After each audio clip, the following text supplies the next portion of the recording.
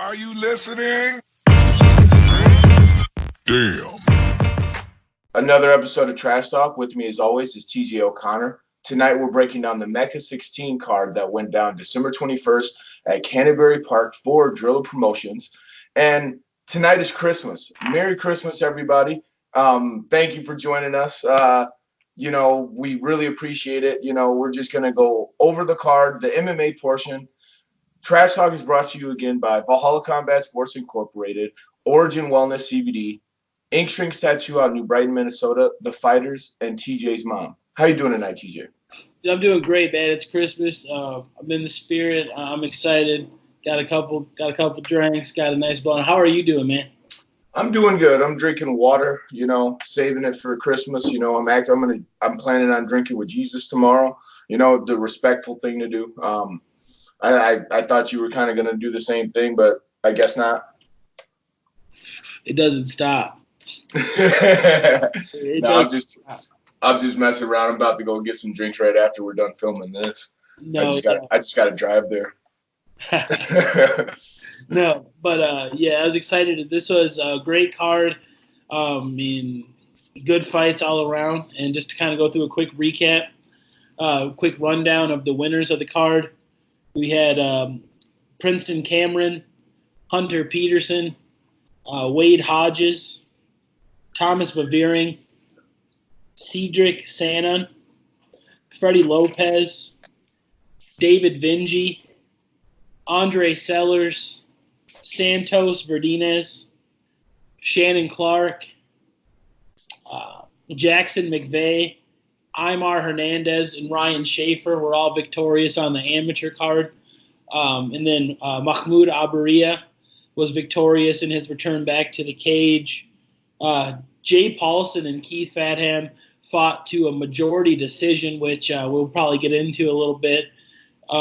Christian Rodriguez picked up a first-round win. And then, that wasn't the end of the amateur card. Nolan Phelan is the new Driller Promotions 145-pound amateur champion. Really good performance from him. And then in the main event, Thomas Peterson made his successful pro debut in typical Tom Peterson fashion. I think it was a fun card. Obviously, it went a little bit later, but I feel like, as the crowd that was there stayed with it, and it was really fun from start to finish. Yeah, that's one of the things that I think the promotion, the matchmakers, and all of that, they're working all that out. I mean, I don't know if that was the first time that they had done a card like that where it started at 3. I think we were there around like 1:32ish, and we didn't get out of there until about 1:32ish. So I mean, the card did run a little bit late, but the people who stayed for the card got their money's worth. It was totally worth it. I could see people trickling out. I mean, a lot of the people had kids and stuff like that, or they have kids that might not necessarily have been there, but they had to get home too and things like that. So it was really unfortunate, but it is what it is, and we're gonna do our recap for the people that weren't able to stay. Yeah. Now, there was a bunch of great fights. I enjoyed it. Who would you say stood out to you on the card? We're not going to go through every fight. We'll just go over a couple of good performances. Who's the first one that comes to your mind? Because I feel like there were a lot of really good performances and people that made their name and their stake for 2020. Man, I'm a really huge fan of knockouts. I think we all know this. So the knockout that stood out to me the most that night was Hunter Peterson, an amateur who came out there just, oh my God, looked amazing. I think it was 18 seconds in the very first round. Yeah. Oh my God. And shout out to Chris Cavalier for stepping in when he did, because at first it just looked like his opponent was stunned.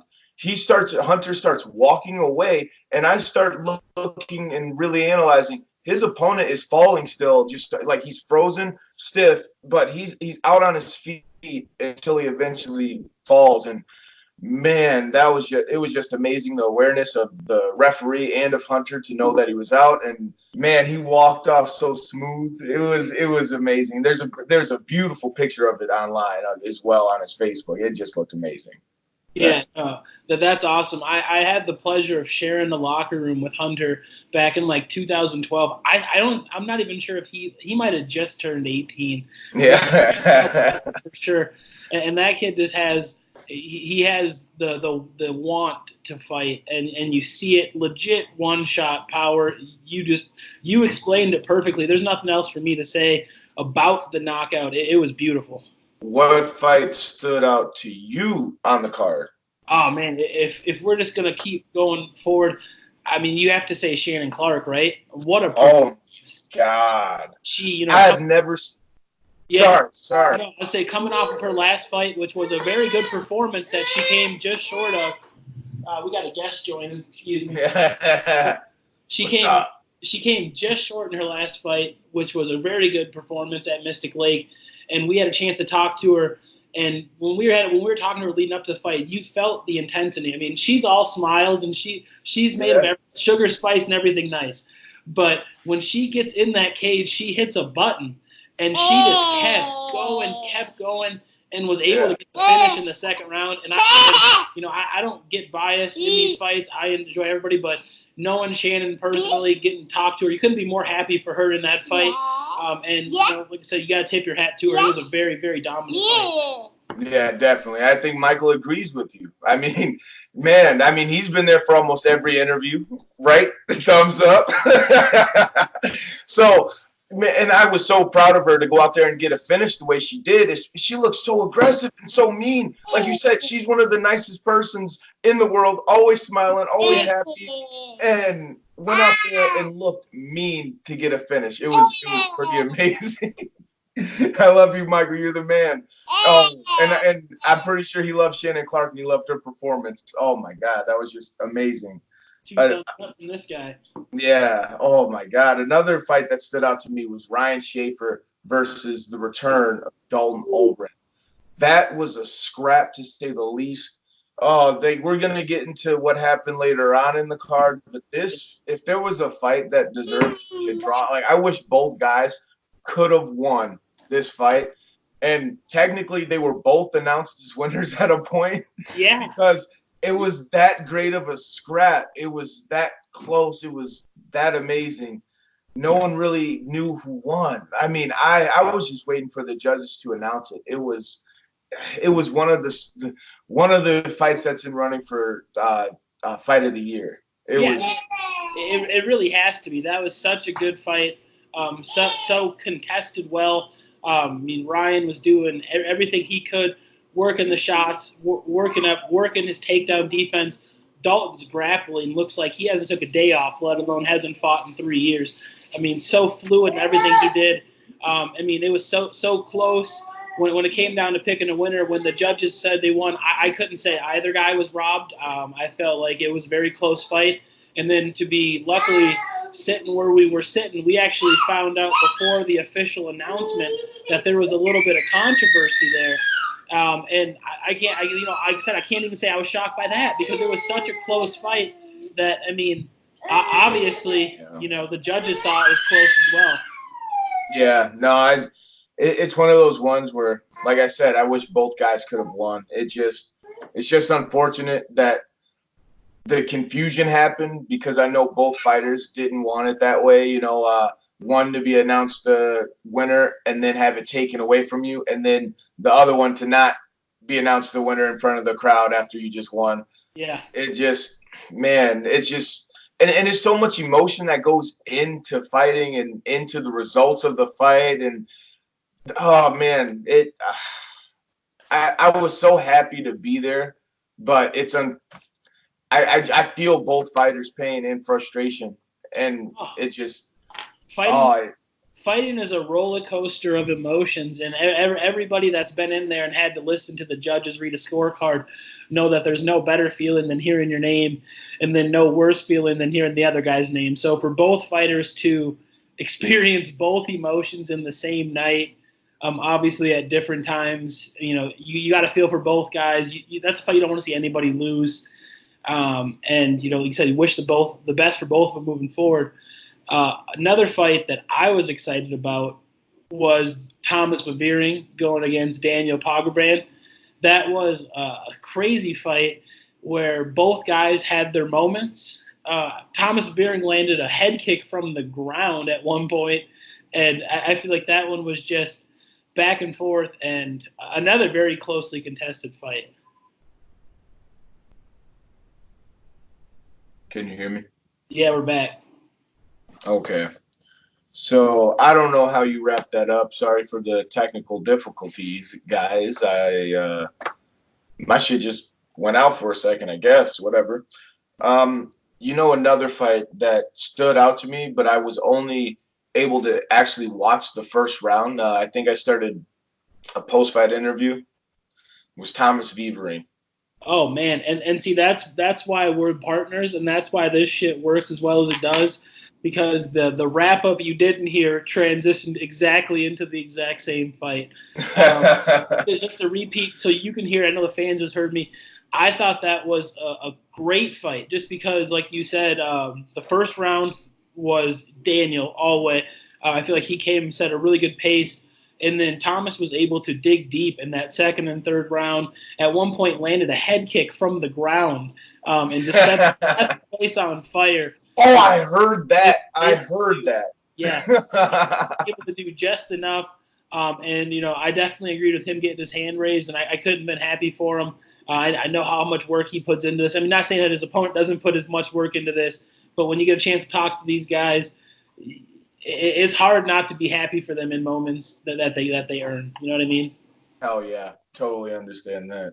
And another guy that I was super happy for and just really excited to see go out there and get a win, dominating the fight pretty much, and grinding it out to say, but David Vinci, oh my God, almost 40 years old, right before Christmas, a family man, dude. It's just great to see him go out there and get the win. Oh my God, it's just one of those things that just makes your heart feel warm and shit. Just seeing a guy who's he's that involved in the sport, seeing him grow so much, as a fighter, as a teammate, as a person. Granted, I mean, he's older than I am, but I got to be around and see a lot of things play out and everything. Been friends with him on Facebook for a while. Been watching him and be a father. He's very active with his kids. And very active in the gym, going out there and dominating a win. It's how do you not feel happy for him and with him? It was amazing. I was super happy to see him go out there. Couldn't have said any better myself. When we talked to him, he mentioned he's almost 40. He's been doing this for a while.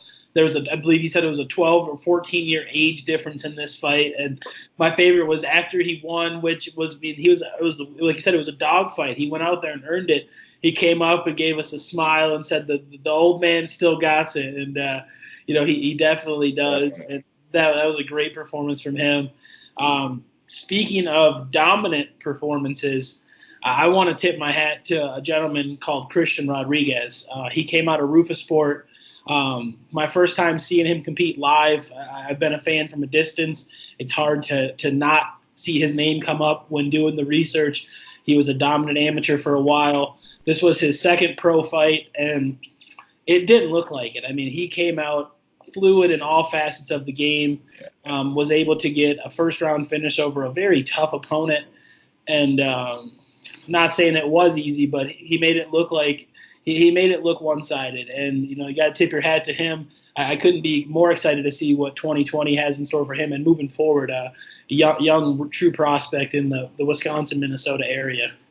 Another guy that I was really impressed with and standout for submission of the year right away, right at the end of the year, his amateur debut, nonetheless, Jackson McVeigh. Ooh. And that was the most beautiful Darce choke I've ever seen. And it was the most confusing one at the same time because it looked like it was a Darce at first.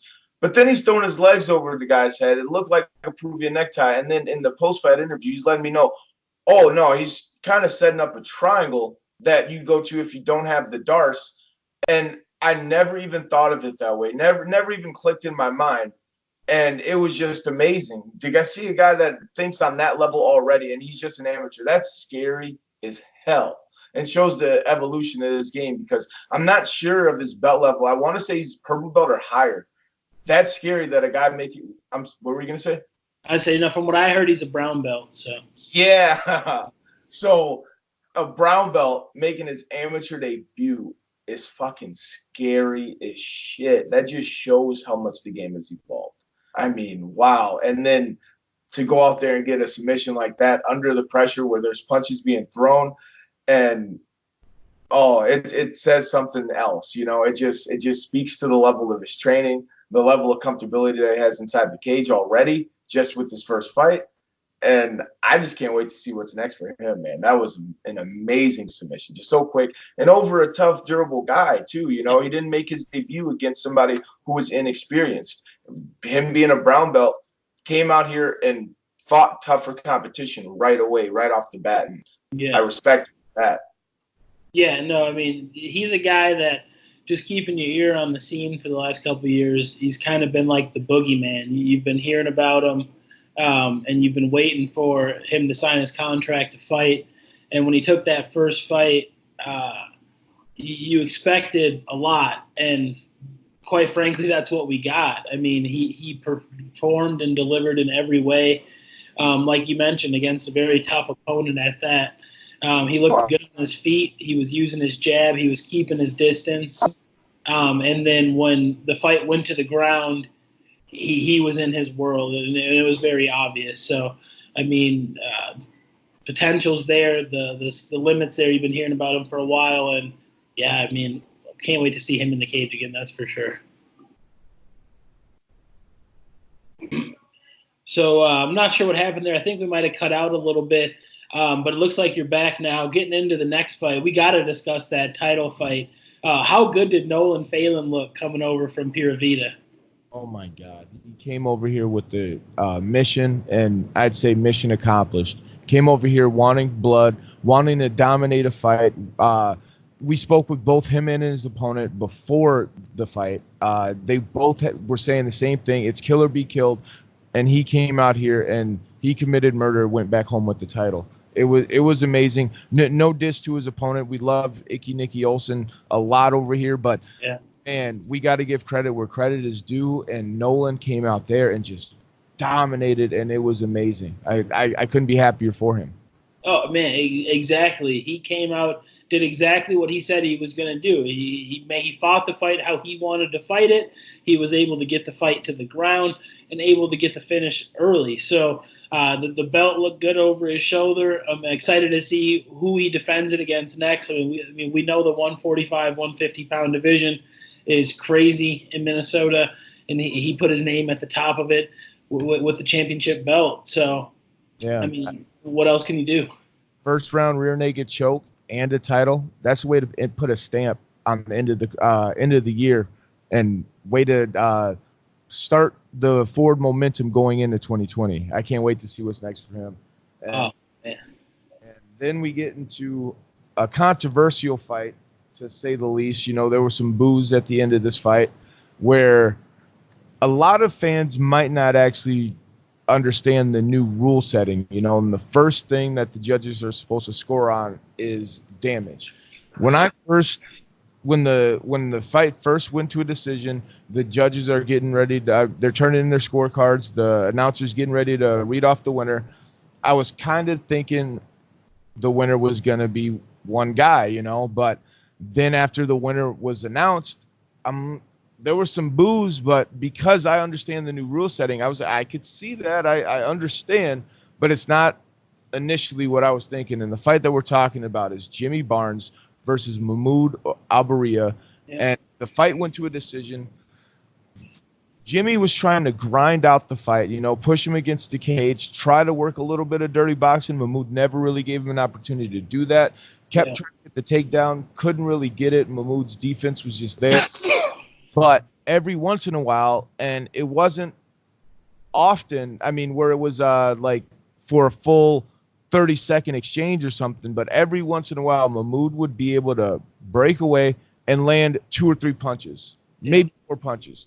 One time where he landed a knee, and it did look like Jimmy was rocked, but Jimmy recovered well, drove him right back up against the cage. I mean, we seen in his Thomas Peterson fight how tough he is, you know. So he was trying to grind it out, and I kind of thought that he did enough, but that was the old way of scoring things to look at it, you know.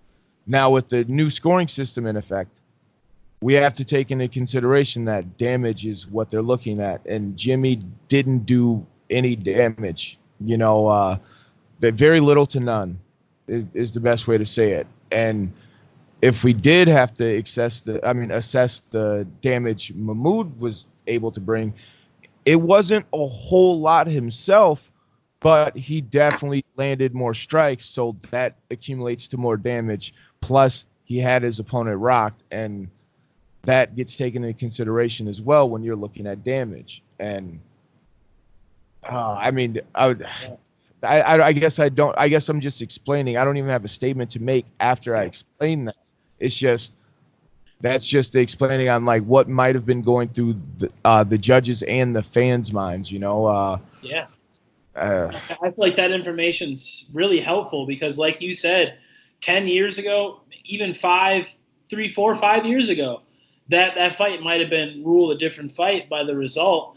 But since these changes, and it's one of the things that we've talked about so much with fighters transitioning over, the implementation, the changes in the rules, judges becoming more aware, these are the results we're going to get. I mean, under the rule set, Mahmoud was doing – he was looking to finish the fight. I feel like it was a hard-fought fight. I mean, as fighters, you know that those battles in close, those are the toughest fights. I mean, there's literally no time to breathe, especially with a guy like Jimmy on you. Mahmoud's not a small guy himself. Those guys were going, trading big shots, and, you know, Mo was able to get his hand raised. And, you know, it is what it is moving forward. I'm excited to see both guys. I feel like the heavyweight division in Minnesota is really picking up steam. A lot of the top amateurs now, especially with Jimmy and the guy we're going to get into next, making their pro debuts just this last Saturday. You're starting to see the top amateurs come up. So I'm excited to see that new crop of amateurs as well, and just transitioning into it as well. You talk about putting a stand. Hold on, I'm sorry. I just got to go out there and say, like, when you just adding on to what you said about the two amateurs making their pro debut, Jimmy Barnes being one of them, answered a few questions that I also had. You know, can he hang with the pros at this level? And he showed that he can go out there and hang with them. Now it's, can you go out there and beat them up and implement a game plan with his style? I would do exactly what he's doing already, except every few seconds, break away off the cage, land a few punches, get back in, get that takedown, almost like a Colby Covington type of a fighter. If he learns how to work that style, I could see a lot of success coming from him. And it's kind of how a previous opponent that he faced fought him, and I'm talking about Thomas Peterson. Choo. We're talking about Thomas Peterson. We're talking about the main event of the evening, the last fight of the decade for Driller Promotions. Thomas Peterson making his pro debut.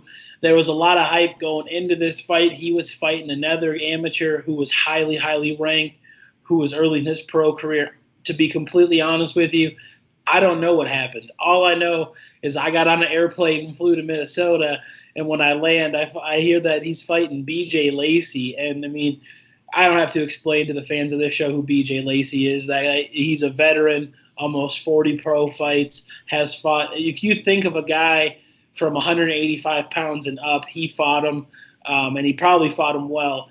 And, you know, when I heard that was a fight, I mean, you look at that I feel like on paper that's a tougher fight. Sure, you can say BJ's been around the block, BJ's getting up there in age a little bit, but I feel like that's a very tough and experienced fight for a pro debut. And Tom Peterson shut me up. I mean, he came through and just did what he done in every one of his other fights, came through like a train, pun intended, and just ran him off the tracks, was able to get a first-round finish and get his hand raised. And to stay that composed, I mean, he didn't fight until 12:30 maybe, and to stay that composed, to stay that ready, and to come in and look sharp, he set the place on fire and started what I believe can be a very high caliber pro career. Yes, definitely. I mean, he looked amazing, flawless. When he goes out there, it's amazing to see too. You spoke on it yourself, his confidence. He looked like he just treated it as if it was any other opponent. You know, when he was an amateur, now he's a pro. Doesn't matter. Everybody's the same. I'm going to go out there. I'm going to finish you. You know, and that's how he fights. That's how he gets it done. And I couldn't have been more impressed with him. It just oh man, Thomas Peterson. That name is going to stick out, I believe, in 2020. He just put a stamp on the first fight of his pro career, and I believe we've seen other guys do that too, where they've come out and started off strong, picking off a veteran like that right away. And it's not the route he was trying to go. It was I mean, granted, he didn't turn the fight down, you know. So, but I don't know. Like I think they were trying to build him up, get tougher and tougher competition as they go. But now it's you kind of put a target on your back now with that type of a win on your pro debut.